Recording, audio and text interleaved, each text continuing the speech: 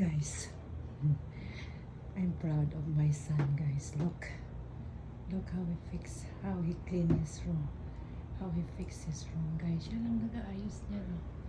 Siya lang nag-aayos ng mga yan. Ako dinala ko yung frame niya, picture kanina. Yan, siya lang kalagay ng mga ganyan niya, guys. Siya lang. Yan, tingnan mo naman yung computer niya. Ito monitor ito, guys, eh. Tapos yan, monitor yan.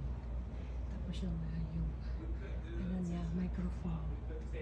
Tapos tinan mo naman, guys, meron siyang lights. Yan, tinan mo. Yan. Siya lang nag-aayos niyan, guys. Siya lang nag-aayos niyan. Tapos pati yung bathroom, siya nag-aayos. Tinan mo. Diba? Ang linis. Ronong na. Pero sa amin, ang tamad-tamad niyan. Pagutusan mo, pero dito, tinan mo. Tapos tinan mo yung bed.